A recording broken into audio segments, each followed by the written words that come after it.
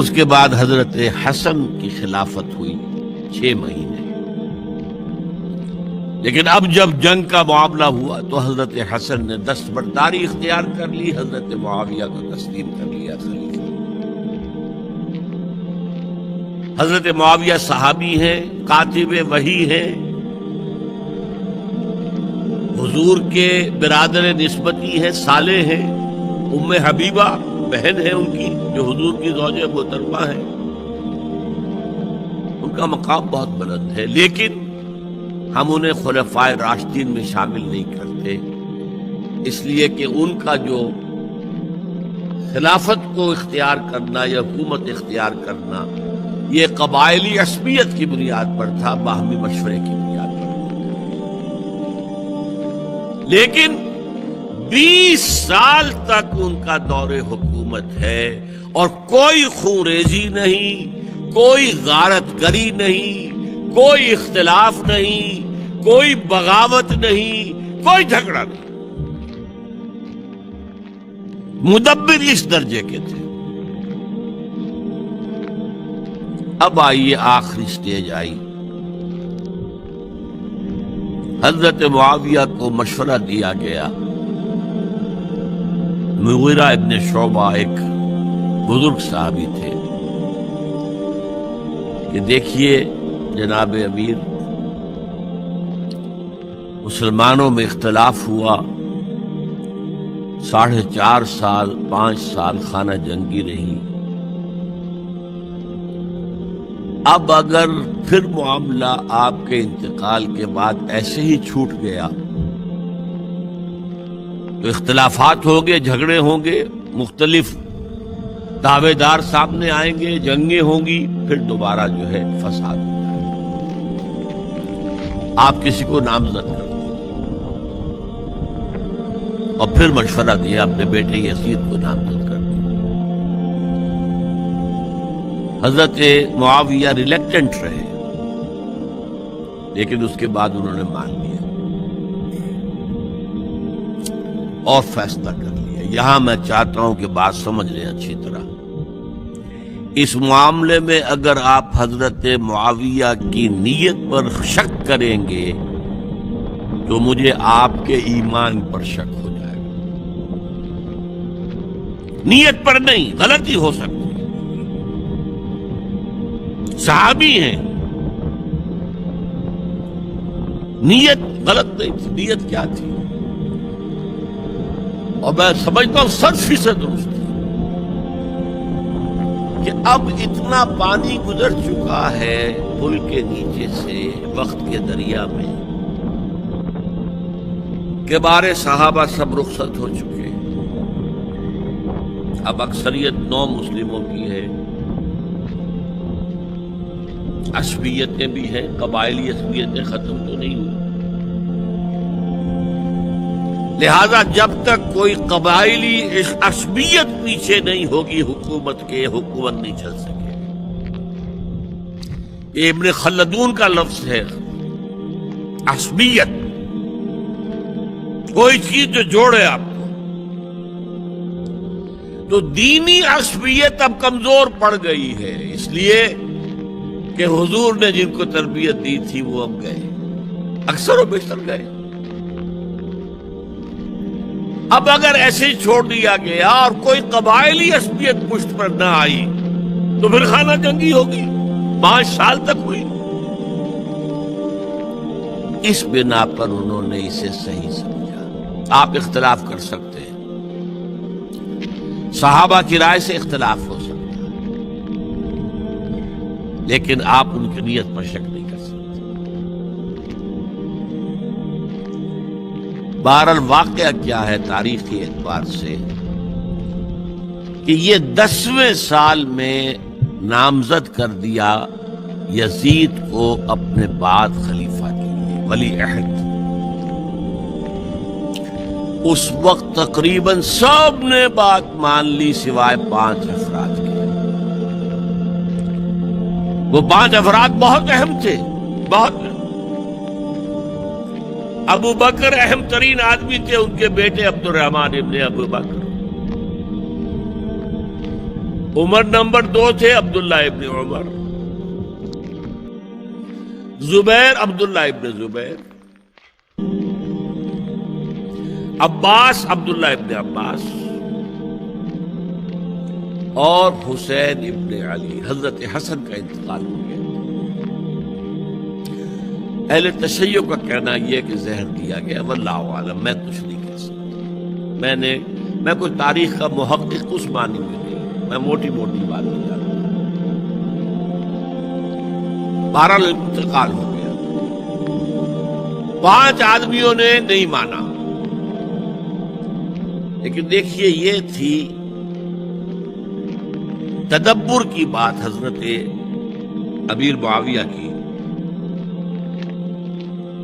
کوئی دباؤ نہیں ڈالا، کوئی جبر نہیں کیا، کوئی کسی کو نقصان نہیں پہنچایا کہ نہیں مان رہے تو یہ کر دیں، نہیں۔ دیکھیں گے جب وقت آئے گا۔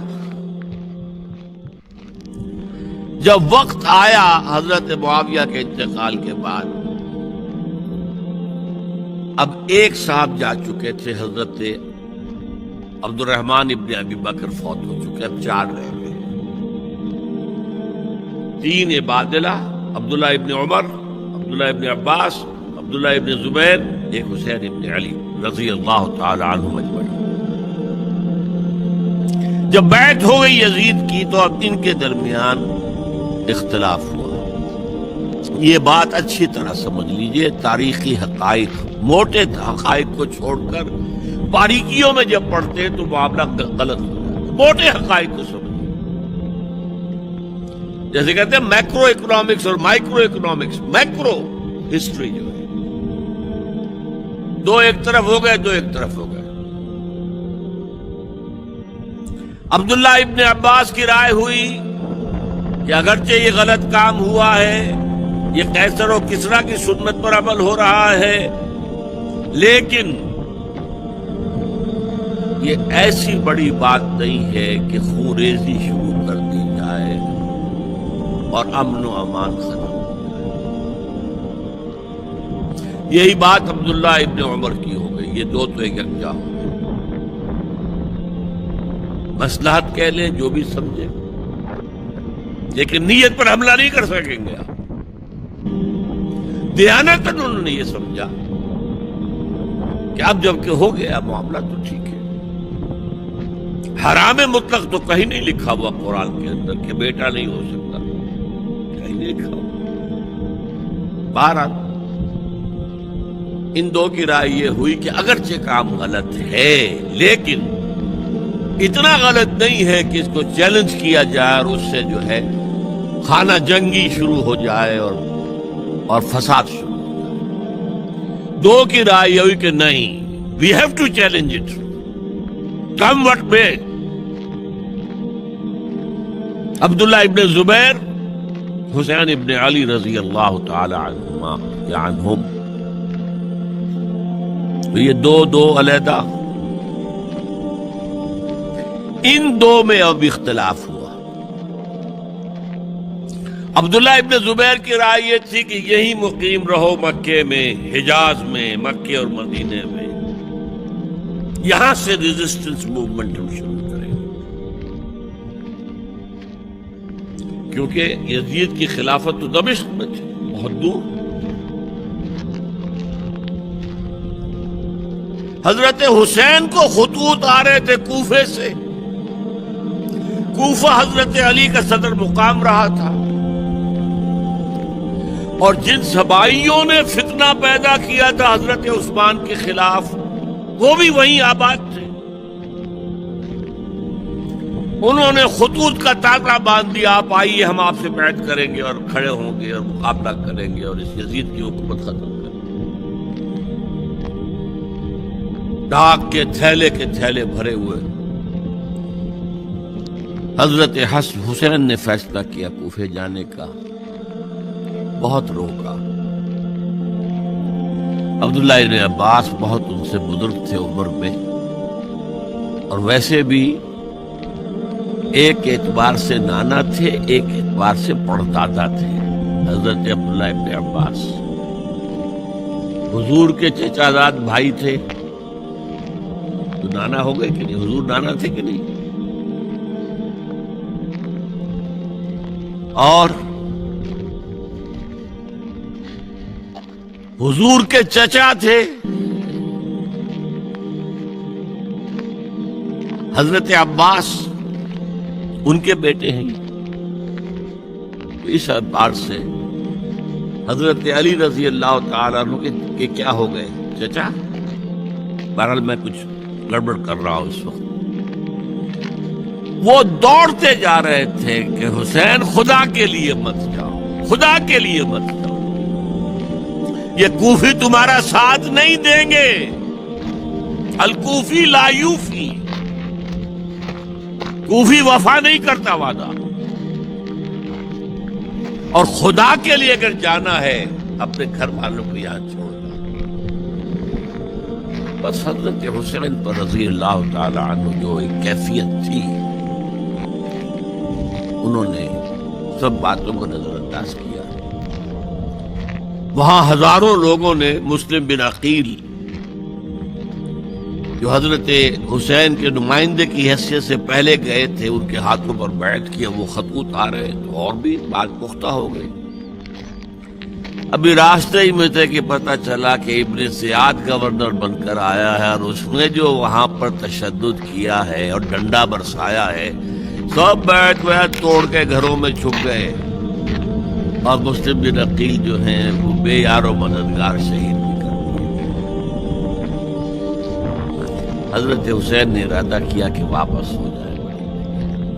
اب مسلم بن عقیل کے بیٹے جو ہیں، وہ عرب کی ایک غیرت ہے، ایک آنر جسے آج کل کہتے ہیں، ہم اپنے باپ کا بدلہ لیے بغیر نہیں جائیں گے. اور حضرت حسین کی شرافت اور مروت، یہ لوگ میرے ساتھ آئے تھے، میرا ساتھ دے رہے تھے، اب میں ان کا ساتھ کیسے کروں؟ بہرحال وہ حادثہ فاجعہ ہو کر رہا، اور اس میں سب سے بڑا سبب جو بنا ہے وہ میں چاہتا ہوں جس کی طرف کسی کی نگاہ نہیں گئی. افسوس یہ ہے کہ میرا اس پر جو کتابچہ ہے سانحہ کربلا وہ آؤٹ آف پرنٹ تھا. کوشش تھی کہ آج یہاں وہ پیش کیا جاتا. مختصر ترین، لیکن آپ دیکھیں گے کہ کلیئر ہو جاتی ہے ہسٹری. دو کتابچے ہیں. شہید مظلوم، میرے نزدیک مظلوم ترین شہید حضرت عثمان رضی اللہ تعالی عنہ، اور سانحہ کربلا، بہت بڑا سانحہ ہے، اس میں کوئی شک نہیں. حضرت حسین کے صبر اور مثابرت، استقلال اور شجاعت مثالی ہے تاریخ کے اندر. اپنے سامنے جو ہے اپنے ایک ایک کر کے چراغ گل ہو رہے ہیں، خاندان سارا ختم ہو رہا، شیر خوار بچے شہید ہو رہے. وہ تو ایک بچہ بیمار تھا، حضرت علی بن حسین زین العابدین رحمت اللہ علیہ، وہ بچہ ہے. لیکن اصل میں شرافت اور مروت جو ہے وہ بسا اوقات اپنی شرافت کی وجہ سے مار کھا جاتی ہے. حضرت حسین سے میرے نزدیک یہ ایک اسٹریٹجک مسٹیک ہوئی کہ جب کوفیوں کا لشکر سامنے تھا تو وہاں کھڑے ہو کر ایک ایک کا نام لے گا، فلاں ابن فلاں، کیا تم نے مجھے خط نہیں لکھا تھا؟ اے فلاں ابن فلاں، کیا تم نے مجھے خط نہیں لکھا تھا؟ سب کے راز فاش کر رہے ہیں. اور دیکھو یہ میرے پاس یہ تھیلے بھرے ہوئے تمہارے خطوں کے موجود ہیں، تم نے مجھے بلایا اور میں آیا. یہ بات تھی جس کی بنا پر اب ان کے لیے کوئی چارہ نہیں تھا کہ انہیں شہید کر دیں، ورنہ تو یہ ہمارا بھانڈا پھوڑ دیں گے جا کر یزید کے پاس، تو ہماری کھالیں کھنچ جائیں گی. یہی وجہ ہے کہ حضرت حسین نے 3 آفرز کی. مجھے واپس مدینے جانے دو، نہیں. مجھے یزید کے پاس جانے دو، نہیں. مجھے کہیں اسلامی سرحد پر بھیج دو، میں وہاں پر کافروں سے جنگ کرتے ہوئے زندگی ختم کر لوں گا، نہیں. ہیئر اینڈ ناؤ بیٹھ کرو. یہ حضرت حسین کی شرافت، غیرت، حمیت، مروت، لہذا انہیں شہید کیا گیا اور پھر خیموں کو آگ لگائی گئی. یہ نوٹ کیجیے کیوں لگائی گئی. اگر تو یہ غصے اور انتقام میں اور وینجینس میں ہوتا تو حضرت علی بن حسین زین العابدین کو بھی شہید کرنا چاہیے تھا، نہیں کیا. اگر یہ اس طرح کا معاملہ ہوتا تو خواتین کی بے حرمتی ہوتی، نہیں ہوئی. یہ خیمے کیوں جلائے؟ تاکہ وہ جو ایویڈنس ہے وہ ختم ہو جائے. ہمارے خلاف یہ جو ڈاکومنٹری پروف لیے پھر رہے ہیں